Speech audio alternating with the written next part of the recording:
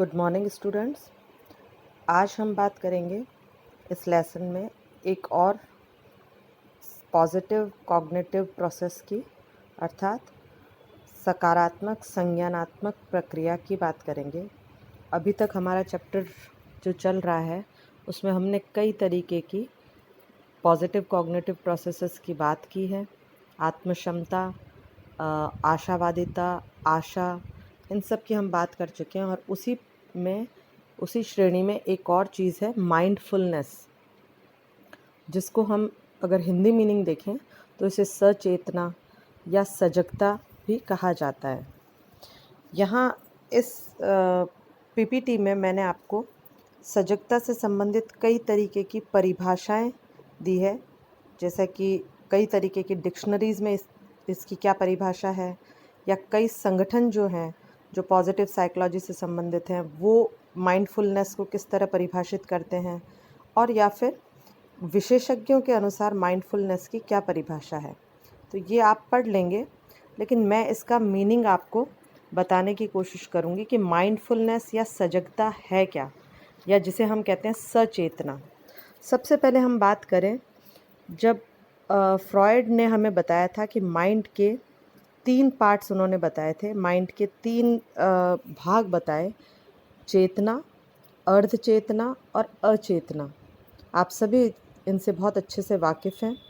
तो इसमें अगर हम चेतना की बात करें, कॉन्शियसनेस की, तो चेतना का ही एक रूप है माइंडफुलनेस या सजगता, यानी चेतना कॉन्शियसनेस के अंतर्गत ही ये आता है। कई बार सचेतना या माइंडफुलनेस को मेडिटेशन से या ध्यान से भी जोड़कर देखा जाता है, लेकिन ध्यान या हम सचेतना दोनों की बातें करें तो ये दोनों ही हमारे चेतना या कॉन्शियसनेस के अंतर्गत आते हैं। दोनों कुछ हद तक अलग अलग हैं, आगे चल के आपको पता चलेगा, लेकिन दोनों को लगभग जो लेमैन लैंग्वेज में दोनों को एक ही समझ लिया जाता है कई बार, कि माइंडफुलनेस और मेडिटेशन एक ही है। ऐसा नहीं है। मेडिटेशन यानी ध्यान करना और सचेतना ये अपने आप में 2 अलग चीज़ें हैं, लेकिन दोनों की दोनों कॉन्शियसनेस के अंतर्गत आती है, चेतना के अंतर्गत ये दोनों पद आते हैं। अब हम बात करें कि माइंडफुलनेस क्या है, तो जनरली माइंडफुलनेस जो है वो आपकी वर्तमान केंद्रित ध्यान की अवस्था है। वर्तमान केंद्रित ध्यान की अवस्था जो कि अभी और यहाँ पर फोकस करती है। आप समझ सकते हैं, अभी और यहाँ, यानी कि अभी वर्तमान में क्या चल रहा है और यहाँ क्या चल रहा है। जब आप पूरी तरीके से अपने दिमाग को प्रेजेंट में रखते हैं, न आप फ्यूचर का सोचते हैं न आप पास्ट का सोचते हैं, पहले क्या हो चुका है न आपको उसकी चिंता है, भविष्य में क्या होगा न आपको उसका डर है। जब आप पूरी तरह से प्रेजेंट में क्या चल रहा है, वर्तमान में क्या चल रहा है, उसके ऊपर फोकस करते हैं, तो उस एक्सपीरियंस को हम माइंडफुलनेस या सजगता कहते हैं। माइंडफुलनेस मेडिटेशन, जैसे मैंने बताया, उससे काफ़ी जुड़ा हुआ है। मेडिटेशन एक और चीज़ है माइंडफुल मेडिटेशन, इसे भी बोला जाता है, जो आजकल बहुत प्रचलित है। जैसे पहले बोला जाता था कि मेडिटेशन में क्या करना होता है, आप सब ध्यान लगाकर बैठ जाइए अपने आंखें बंद करके, दोनों आँखों के बीच में जहाँ आपका सर का जो पॉइंट है वहाँ पे आप ध्यान लगाइए और अपनी सांस पर ध्यान लगाइए। आजकल इससे भी आगे बढ़कर, क्योंकि इतना टाइम नहीं है लोगों के पास मेडिटेशन करने को, तो एक नई चीज़ डेवलप हुई है माइंडफुलनेस मेडिटेशन। माइंडफुलनेस मेडिटेशन कहते हैं, जिसमें आप मेडिटेट करने का तरीका, ध्यान लगाने का तरीका, आप आंख बंद करके बैठने के लिए नहीं होता, यानी उसमें आंख बंद करके बैठने की आवश्यकता नहीं है।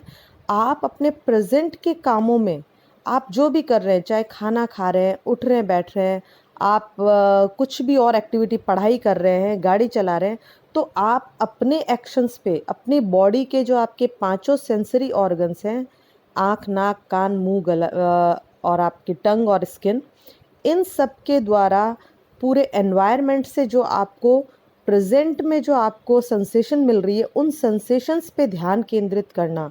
क्या दिखाई दे रहा है, क्या सुनाई दे रहा है, क्या तरीके की आपके अंदर एक्टिविटी चल रही है बॉडी के अंदर, बाहरी वातावरण से आप क्या क्या चीज़ें गेन कर रहे हो, इन पे ध्यान केंद्रित करना ही क्या है, माइंडफुलनेस मेडिटेशन। कई बार इसको हम माइंडफुलनेस मेडिटेशन कहते हैं, जो आजकल बहुत बहुत पॉपुलर है।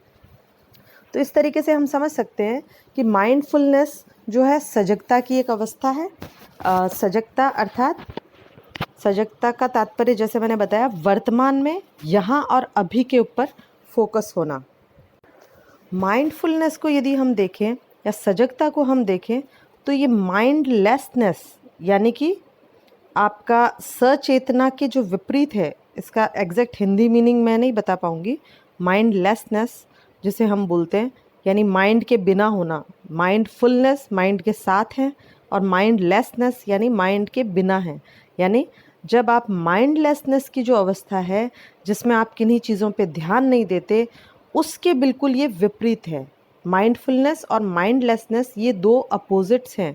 अब आप कहेंगे कि माइंडलेसनेस को हम कैसे डिस्क्राइब करेंगे, तो बहुत आसान है। आप देखिए दिन भर में आप कई ऐसे काम करते हैं जो बिल्कुल ऑटोमेटिकली हो जाते हैं, या जिन्हें हम कहें जो हैबिचुअल हैं, जिन चीज़ों के लिए आप हैबिचुअल हैं।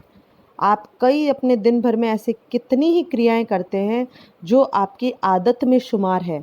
और आप ध्यान दीजिए, कभी भी जो चीज़ें आपकी आदत में आ चुकी है उन पे आप ध्यान कॉन्शियसली नहीं देते, आप उस पर माइंड नहीं देते, आप दिमाग नहीं लगाते उन चीज़ों के लिए।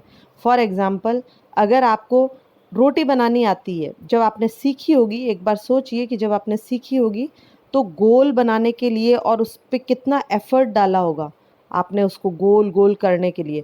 लेकिन जब एक बार आप परफेक्ट हो जाते हैं, आप वो चीज़ सीख जाते हैं, आपकी हैबिट में वो आ जाती है, तो आप बिना किसी दिमाग को लगाए, आप चाहे इधर उधर बातें करते हुए भी बनाएंगे, गाने सुनते हुए भी बनाएंगे, तो भी वो अपने आप ही गोल बन जाएगी।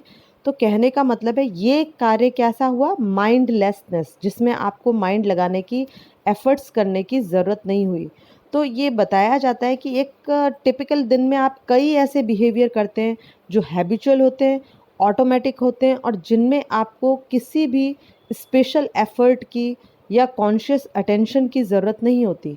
इन सभी को हम क्या कहते हैं, माइंडलेसनेस वर्क। तो माइंडलेसनेस वर्क में जहाँ हमें ज़रूरत नहीं होती, वहाँ माइंडफुलनेस में हमें कॉन्शियसली चेतना को, अपनी चेतना को प्रेजेंट में बनाए रखना होता है, उसके लिए एफर्ट्स करने होते हैं। तो हालांकि देखा गया है कि माइंडफुलनेस और माइंडलेसनेस ये जो दो चीज़ें हैं, इसको मैं आगे कर रही हूँ ताकि आप इन परिभाषाओं को लिख लें अपने, या चाहे तो इसमें आपको जो दिखाई दे रही है आप इनको पढ़ सकते हैं, इनसे आपको समझ आ जाएगा। तो हम बात कर रहे थे माइंडफुलनेस और माइंडलेसनेस की। दोनों ही चीज़ें एक दूसरे से विपरीत हैं और इसमें बहुत कुछ पैराडॉक्स या कंट्रोवर्सी भी है। कुछ जो साइकोलॉजिस्ट हैं उनका मानना है कि माइंडलेसनेस बहुत यूज़फुल है, बेनिफिशियल है। और ये आप भी अपने रूटीन में देखते हैं कि जिन चीज़ों पे आपको ध्यान नहीं देना पड़ता, रूटीन में कितनी ही ऐसी चीज़ें हैं, आपको ब्रश करना, कपड़े पहनना, बटन बंद करने, शू की लेस बांधनी, जैसे मैंने कहा रोटी बनानी, सब्जी बनानी, क्योंकि अब आप लोग बड़े हैं, एडल्ट हैं, तो नेचुरल है घर के कामों में भी आप हेल्प करते होंगे। तो इन सब कामों में, और एक बार अगर आप जैसे साइकिल चलाना सीख गए या गाड़ी चलाना सीख गए, तो इन सब चीज़ों में आप ज़्यादा दिमाग नहीं लगाते, ऑटोमेटिकली ये चीज़ें चलती जाती है। जब आप पहली बार गाड़ी चलाना सीखते हैं तो क्लच, ब्रेक, स्पीड, इन सब के ऊपर बहुत ज़्यादा कॉन्शियस होकर और स्टीयरिंग भी बहुत टाइट पकड़ के बैठते हैं।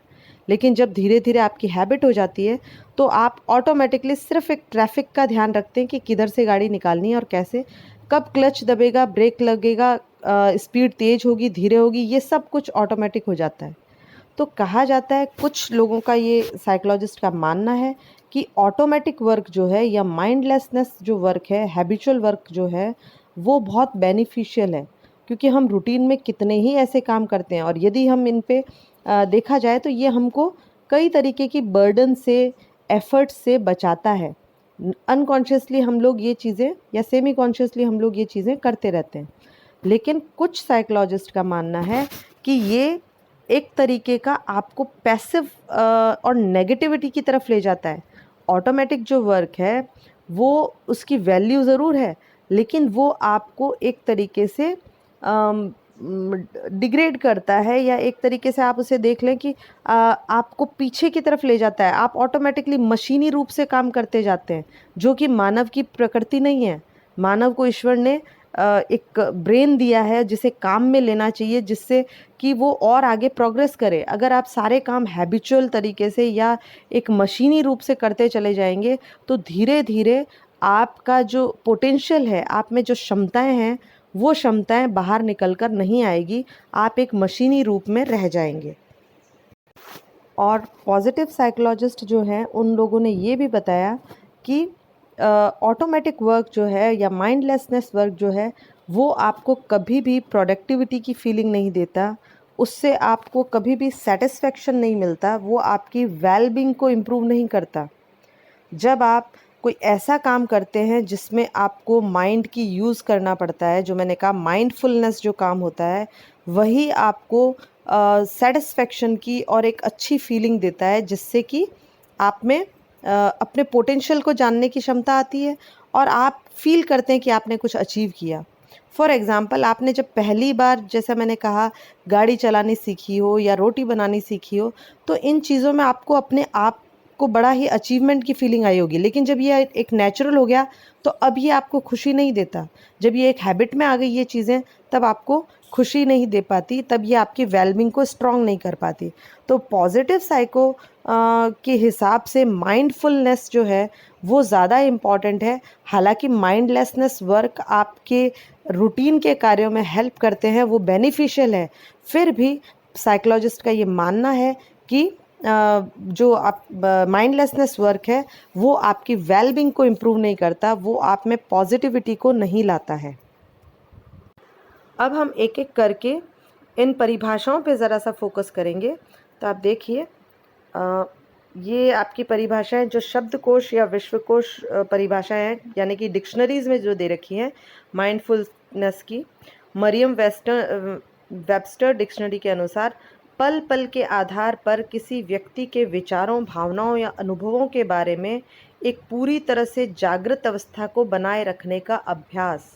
यानी पल पल, एक एक सेकंड में जो आपके साथ हो रहा है, जो आपके विचार आ रहे हैं, भावनाएं आ रहे हैं, अनुभव आ रहे हैं, उन सबको जागृत रहते हुए समझ पाना और उसके ऊपर प्रैक्टिस करना, ये इतना आसान नहीं है। आप अगर सोचें कि माइंडफुलनेस क्या है, अभी पे ध्यान देना बहुत आसानी से, कभी करके देखिए, इट्स नॉट सो ईजी।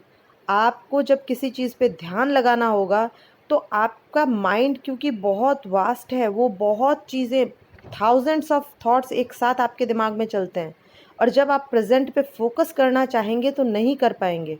आपको पिछली कोई बातें याद आ जाएगी, आपको फ्यूचर की टेंशन कुछ याद आ जाएगी। तो इनका कहना है कि पूरी तरह से जागृत अवस्था में विचारों, अपने भावनाओं और अनुभवों के बारे में जागृत होना, उन पर कॉन्सेंट्रेट करना और उसके लिए अभ्यास करना, यही आपका माइंडफुलनेस है।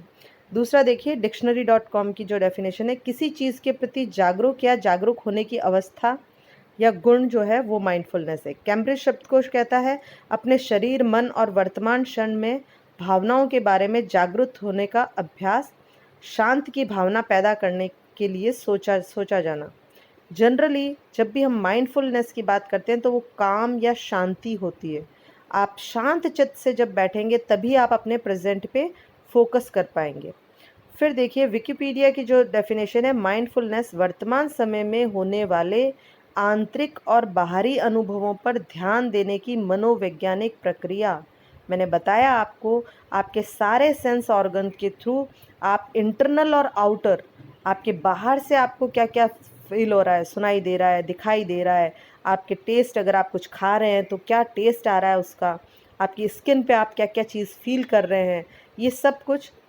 इसके साथ ही आप इंटरनल फीलिंग्स क्या आ रही हैं आपकी, उन सब पे ध्यान देने का जो प्रशिक्षण है, वही माइंडफुलनेस है।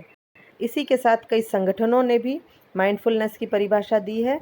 आप इनको एक एक करके पढ़िएगा, इन्हें मैं नहीं पढ़ रही हूँ। अब विशेषज्ञों के जो परिभाषाएं हैं, हम उन पे बात करेंगे। डेनियल जे सियंगल ने जो दी है, अपने सबसे सामान्य अर्थों में माइंडफुलनेस स्वचालित रूप से जीवन से जगाने और हमारे रोज़मर्रा के अनुभवों में नवीनता के प्रति संवेदनशील होने के बारे में है। अर्थात जो आप रेगुलर अपने रूटीन में जो रोज़मर्रा के कार्य कर लेते हैं विद हैबिट्स के साथ, उनमें उनको अनुभव करना, उनमें नवीनता के साथ उनके प्रति संवेदनशील होना ही माइंडफुलनेस है। जो काम आप हैबिट की वाले कर रहे हैं, उनमें भी आपको अपने आप को महसूस करना कि आप क्या कर रहे हैं, कैसे कर रहे हैं, नई चीज़, तभी तो आप उसमें नया कुछ क्रिएट कर पाएंगे। स्वतः और नासमझ होने की बजाय माइंडफुलनेस हमें जगाने में मदद करती है और मन को प्रतिबिंबित करके हम विकल्प बनाने में सक्षम होते हैं, और इस तरह परिवर्तन संभव होता है। यदि आप हैबिट्स में ही चलते रहेंगे, उस पे ध्यान नहीं फोकस करेंगे, आप अगर माइंडफुलनेस को नहीं यूज़ करेंगे, तो आप निरंतर एक ही कार्य में मशीनी रूप से चलते रहेंगे, कुछ भी नवीनता उसमें नहीं ला पाएंगे। और इसी तरीके से जॉन काबट जिन जो है, ये बहुत इम्पॉर्टेंट है इनका नाम, क्योंकि माइंडफुलनेस के ऊपर जो स्टार्टिंग से काम किया है वो जॉन काबट जिन ने किया है, और माइंडफुलनेस के साथ इनका नाम बहुत स्ट्रांगली जुड़ा हुआ है। इन्होंने देखिए क्या कहा है, एक विशेष तरीके से ध्यान देना, उद्देश्य पे, वर्तमान समय में और गैर आकस्मिक रूप से। अर्थात किसी भी चीज़ में जो भी वर्तमान में चल रही है, उस वर्तमान समय पर फोकस करना, उनके वो किस लिए हो रही है उन उद्देश्यों पे ध्यान देना, और गैर आकस्मिक मतलब अनसर्टन नहीं कि कुछ भी अपने आप हो गया और आपको पता भी नहीं चला। कई बार हम ऐसे काम करते हैं, आपने देखा होगा कि हम कुछ काट रहे पीट रहे हैं, हम चाकू रख के कहीं भूल गए। क्या ये कैसे भूल गए? क्योंकि आप माइंडफुल नहीं थे, आप माइंडलेसली होकर काम कर रहे थे, माइंडलेसनेस में काम कर रहे थे, तो आपको पता ही नहीं चला, वो ऑटोमेटिक काम हो रहा है। आप चाकू कहीं भूल गए, कुछ चढ़ा के सब्ज़ी आप भूल गए, दूध चढ़ाकर भूल गए, सब कुछ आपका ख़राब हो गया। ये माइंडलेसनेस की निशानी है। तो अपने उद्देश्य पे ध्यान रखना, वर्तमान पे ध्यान रखना, और गैर आकस्मिक रूप से, कि कोई चीज़ें आकस्मिक नहीं होती, सब कुछ आपको इंटेंशनली करना, दैट इज़ कॉल्ड माइंडफुलनेस। तो ये माइंडफुलनेस की मैंने आपको सारी डेफिनेशंस बताई हैं, और आप इसे अच्छे से पढ़िएगा तो आपको समझ आ जाएगा। Thank you.